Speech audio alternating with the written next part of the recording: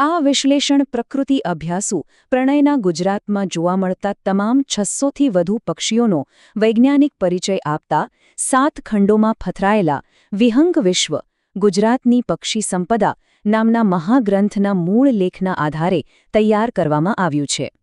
લેખકના ક્ષેત્રકાર્ય, વૈજ્ઞાનિક સંશોધનો અને સંદર્ભ સાહિત્યના ઉપયોગથી માહિતીને વૈજ્ઞાનિક રીતે સચોટ બનાવવા પૂરતો પ્રયત્ન કરવામાં આવ્યો છે. આમ છતાં આ એક AI જનરેટેડ વિડિયો હોવાથી જો કોઈ ક્ષતિ રહી ગઈ હોય તો તેને ક્ષમ્ય ગણવા અને કોમેન્ટ દ્વારા ધ્યાન પર લાવવા વિનંતી. નમસ્કાર. ચાલો આજના આ રસપ્રદ વિશ્લેષણની શરૂઆત કરીએ. આજે આપણો વિષય છે નીલમ હોલી એટલે કે એશિયન એમરલ્ડ ડોવ. ખરેખર આ પક્ષી એટલું તેજસ્વી છે કે તેને જોતા જેવું લાગે જાણે જંગલની લીલીછમ ઝાડીઓમાં કોઈ જીવંત નીલમ રત્ન છુપાયેલું છે. આ પક્ષીના જીવનના કેટલાક ખૂબ જ રોમાંચક પાસાઓ વિશે આજે આપણે વૈજ્ઞાનિક દૃષ્ટિકોણથી વાત કરવાના છીએ. હવે સૌથી પહેલાં તો તેના વૈજ્ઞાનિક નામકરણ પર એક નજર કરીએ. કોલમ્બિડે પરિવારના આ સભ્યનું નામ ચાલ્કોફેપ્સ ઇન્ડિકા છે. સાંભળવામાં થોડું અઘરું લાગે ખરું ને, પણ તેનો અર્થ બહુ સરળ છે. ગ્રીક ભાષામાં ખાલ્કોસનો અર્થ થાય છે કાંસ્ય એટલે કે બ્રોન્ઝ અને ફેપ્સ એટલે કબૂતર. પાછળ લાગેલું ઇન્ડિકા એ ભારતીય મૂળ સૂચવે છે. આમ આ ભારતીય કાંસ્ય કબૂતરની ઓળખ છેક 1758માં કાર્લ લિનિયસ દ્વારા પહેલીવાર આપવામાં આવી હતી.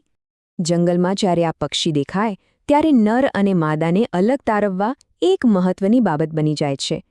નર પક્ષીની વાત કરીએ તો તેનું માથું અને ગરદન આછા વાદળી રાખોડી રંગના હોય છે અને છાતી ગુલાબી ભૂરી હોય છે. અરે તેના ખભા પરના સફેદ પટ્ટાઓ તો તરત જ ધ્યાન ખેંચે તેવા હોય છે. એની સરખામણીમાં માદાનો રંગ થોડો ઝાંખો અને ઓછો તેજસ્વી હોય છે. તેનું માથું ઝાંખું રાખોડી અને શરીર ભૂરા રંગનું હોય છે. પાંખોનો લીલો રંગ પણ થોડો ઓછો ચમકદાર હોય છે, જે કુદરતી રીતે જ તેને ગાઢ જંગલમાં છુપાઈ રહેવામાં ખૂબ મદદરૂપ થાય છે. રંગો આટલા ભવ્ય હોવા છતાં કદની દ્રષ્ટિએ આ એક પ્રમાણમાં નાનું પણ મજબૂત બાંધાનું પક્ષી છે. તેની લંબાઈ માત્ર 25થી 27 સેન્ટીમીટર જેટલી જ હોય છે અને વજન માંડ 100થી 150 ગ્રામ, એકદમ હળવું ફૂલ. તેની ટૂંકી પૂંછડી અને ભરાવદાર શરીર જંગલની ગાઢ ઝાડીઓ અને જમીન પર સરળતાથી હરવા ફરવા માટે એકદમ પરફેક્ટ રીતે બનેલા છે. તેના શારીરિક સૌંદર્યની તો શું વાત કરવી! પીઠ અને પાંખો પર દેખાતો ચમકદાર ધાતુ જેવો નીલમ લીલો રંગ તો છે જ, પણ તેની સાથે તેની નાની, મજબૂત અને લાલ કે નારંગી રંગની ચાંચ એકદમ ઉભરી આવે છે. એટલું જ નહીં, તેના ટૂંકા અને લાલાશ પડતા પગ આ લીલા રંગ સાથે એવો અદ્ભુત કોન્ટ્રાસ્ટ ઊભો કરે છે કે સૂર્યપ્રકાશમાં આ પક્ષીની ચમક કંઈક અલગ જ સ્તર પર જોવા મળે છે. હવે એવો વિચાર આવે કે આટલું સુંદર પક્ષી રહે છે ક્યાં? તો જણાવી દઈએ કે સામાન્ય કબૂતરોની જેમ આ પક્ષી ઘરની આસપાસ જોવા મળતું નથી.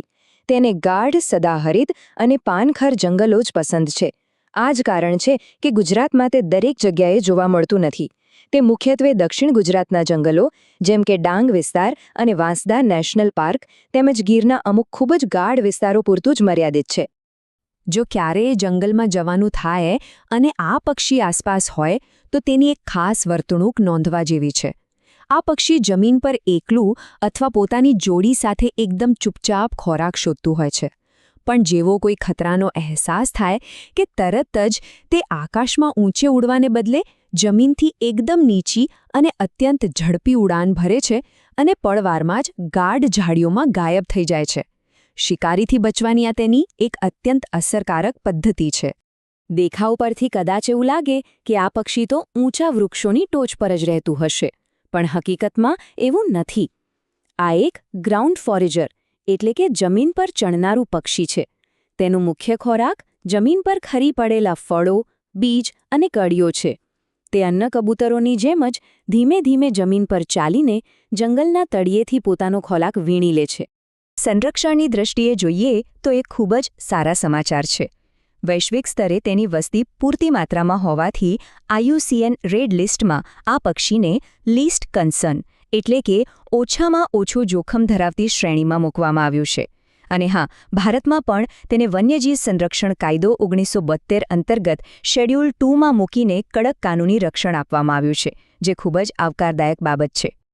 પ્રજનન અને માળાની વાત આવે ત્યારે આ પક્ષી બહુ જ સાદો અભિગમ અપનાવે છે. તે વૃક્ષોની ડાળીઓ, વેલાઓ કે ગાઢ ઝાડીઓમાં એકદમ છુપાઈને પોતાનો માળો બનાવે છે. આ માળો એકદમ પાતળો અને હળવો હોય છે. તેમાં સામાન્ય રીતે આછા પીળાશ પડતા સફેદ રંગના 2 ઈંડા મૂકવામાં આવે છે, જેથી નવી પેઢીનો સુરક્ષિત રીતે ઉછેર થઈ શકે. જંગલની નીરવ શાંતિમાં તેનો અવાજ સાંભળવો એ પણ પ્રકૃતિ પ્રેમીઓ માટે એક અનેરો લાવો છે. આપણા સામાન્ય કબૂતરોના ઘૂઘવાટ કરતાં તેનો અવાજ સાવ અલગ જ પડે છે. તે કૂ કૂ જેવો એકદમ ઊંડો, દબાયેલો અને થોડો ઉદાસીન અવાજ કાઢે છે. તેને બોમ્બુલિંક કૂ પણ કહેવામાં આવે છે. જંગલના ઘેઘૂર વૃક્ષો વચ્ચે ગૂંજતો આ અવાજ સ્પષ્ટ સાંભળી શકાય છે. 8 થી 12 આ કોઈ સામાન્ય આંકડો નથી, પણ આ સુંદર પક્ષીનું તેના કુદરતી જંગલી વાતાવરણમાં સરેરાશ આયુષ્ય છે. જો તેને યોગ્ય, સુરક્ષિત અને અનુકૂળ વાતાવરણ મળતું રહે તો આ પક્ષી 8 થી 12 વર્ષ સુધી જંગલની શોભા વધારી શકે છે. સાહિત્ય અને સંસ્કૃતિમાં પણ આ પક્ષીનું એક વિશેષ સ્થાન છે. તેની પીઠ પરના અદ્ભુત નીલમ લીલા રંગને કારણે તેને ઉષ્ણકટિબંધીય જંગલોની સુંદરતાના પ્રતીક તરીકે જોવામાં આવે છે. કોઈપણ પક્ષી નિરીક્ષક માટે જંગલમાં આ પક્ષીના દર્શન થવા એ ખરેખર રોમાંચક અનુભવ હોય છે. આ જ બધી વિશેષતાઓને કારણે તમિલનાડુ રાજ્યોએ તેને પોતાના રાજ્યપક્ષી તરીકેનું ગૌરવશાળી સ્થાન આપ્યું છે. આ પક્ષીનો શરમાળ સ્વભાવ અને તેના વિશિષ્ટ રહેઠાણની જરૂરિયાતો વિશે જાણ્યા પછી અંતે એક જ પ્રશ્ન મનમાં ઉદ્ભવે છે.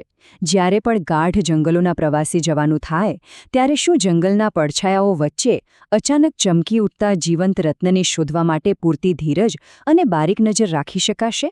આ ખરેખર વિચારવા જેવી બાબત છે. આજના આ વિશ્લેષણમાં જોડાવા બદલ ખૂબ ખૂબ આભાર.